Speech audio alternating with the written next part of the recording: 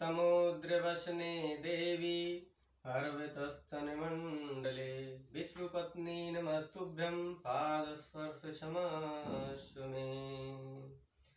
ॐ त्वमादिदेवा पुरुषा पुराणा त्वमस्य विश्वस्य परं निधानम् वेत्तासि वेद्यं च परं च धामं त्वया ततं विस्मरन्तरूपम् वायुर्मोऽग्निवरुणा शशाङ्का प्रजापतिशत्वं प्रपितामहस्य। ॐ शान्ताकारं भुजगशयनं पद्मनाभं सुरेशं विश्वाधारं गगनसदृशं मेघवर्णं शुभांगं लक्ष्मीकान्तं कमलनयनं योगनिर्ध्यानगम्यं वन्दे विष्णुभवभयहरणं सर्वलोकैकनाथम्। ॐ नमः शिवाय। ओम गुरुदेवाय नमो नमः। ओम नमो भगवते वासुदेवाय। ओम नमो नारायणाय। आज के प्रसंग में हम लोग कल के प्रसंग में श्रीमद् भागवत के महत्व, श्रीमद् भागवत के अवतरण और श्रीमद् भागवत का आज के हमारे जीवन में प्रासंगिकता, इन सब चर्चाओं के साथ हम लोगों की आज का जो कथा प्रसंग है, इसमें हम लोग श्रीमद् भागवत, जो यह श्रीमद् भागवत है, ये हमारी जो संस्कृति है बहुत ही गौरवान्वित हमारी सनातन संस्कृति है।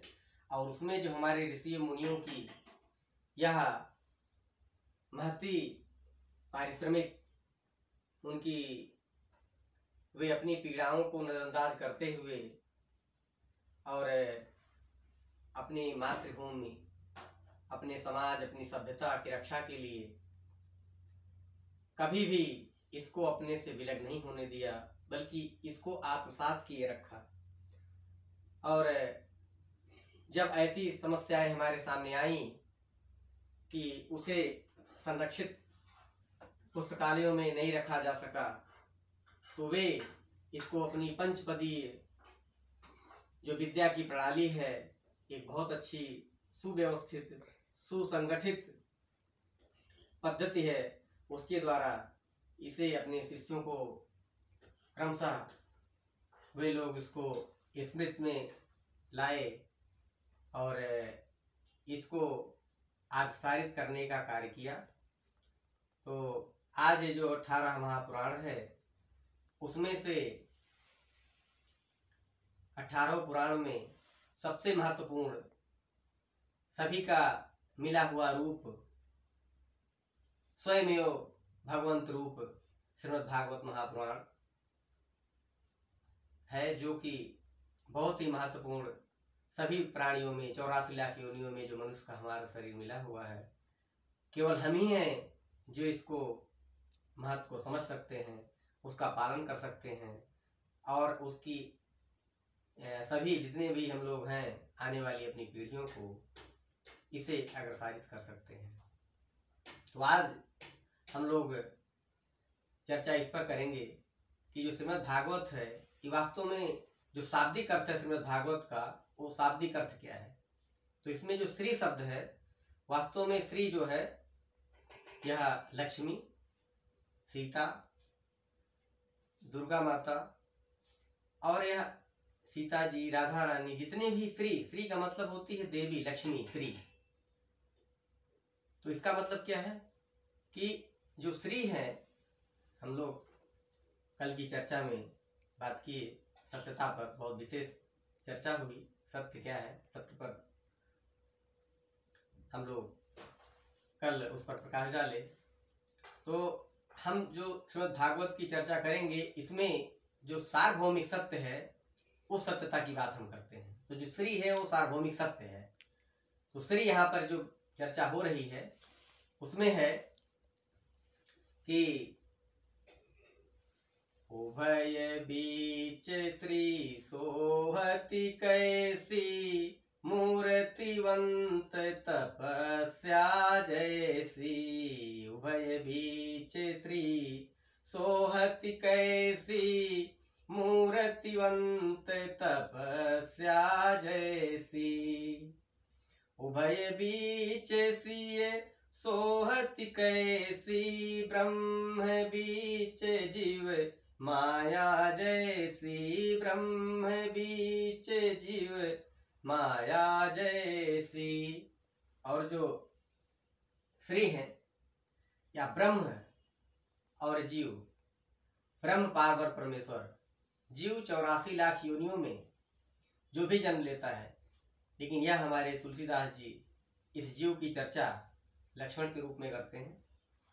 और जो श्री है यह साक्षात सीता माता है, और वही श्री राधे रानी जी, वही श्री रुक्मिणी, वही श्री दुर्गा माता।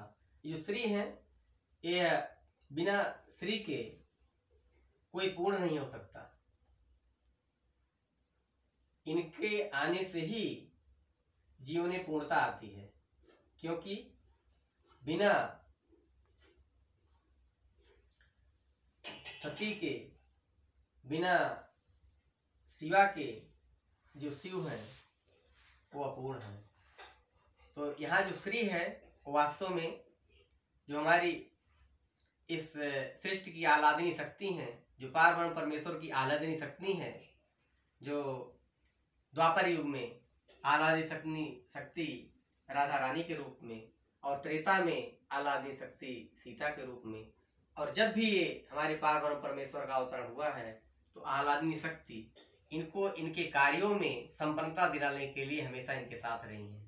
क्योंकि जब तक श्री का सहयोग नहीं रहेगा तब तक पूर्ण रूप से जो संस्कारित और मर्यादा और इस सृष्टि का कार्य है वो संपन्न नहीं हो सकता। तो यहाँ जो श्रीमद् भागवत में श्री है, यह वास्तव में लक्ष्मी जी की कृपा है कि ऐसा हम क्या कार्य करें कि लक्ष्मी हमसे रुष्ट ना हो, लक्ष्मी हमसे कभी रुष्ट ना हो।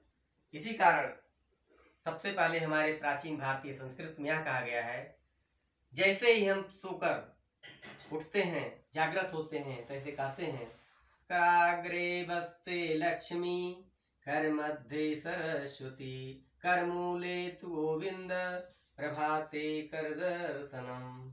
तो यहाँ पर सब लक्ष्मी के जो रूप है, सबसे पहले हम उन्हीं की वंदना करते हैं, चाहे वो हमारी ईश्वर की देवी हो, चाहे वो हमारी जो है मुद्रा की देवी हो। तो जितनी भी लक्ष्मी है, सारे जो विभाग हैं, पोर्टफोलियो हैं, सब लक्ष्मी जी के पास ही है, और वहीं से आपको ऐसी शक्तियां मिलती हैं जिससे आप अपने गृह कार्य, समाज, देश, राष्ट्र की रक्षा कर सकते हैं और अपना भी कल्याण कर सकते हैं। इसलिए श्री की जो महत्ता है वह महत्ता इतना महत्वपूर्ण है कि पारब्रह्म परमेश्वर भी बिना अपनी आह्लादनी शक्ति के इस संसार में अवतरण नहीं करते हैं।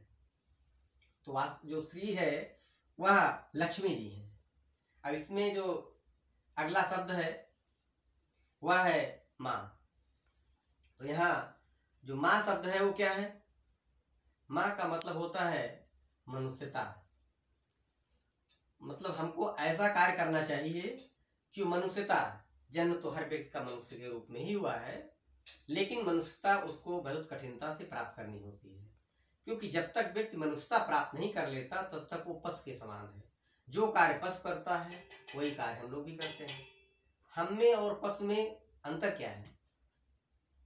हम में और पशु में यही अंतर है कि हम लोग सोच विचार कर कोई काम कर सकते हैं, मुस्कुरा सकते हैं, किसी की सहायता कर सकते हैं। हालांकि ये कार्य पशु भी सहायता का कार्य करते हैं, लेकिन वह उनके अंदर इतनी सोचने की क्षमता नहीं होती जितना मनुष्य में होती है। पूजा पाठ आप कर सकते हैं, आप 84 लाख योनियों में सर्वश्रेष्ठ हैं और अच्छा कार्य करके आप अपनी इस आत्मा को परमात्मा में विलीन कर सकते हैं।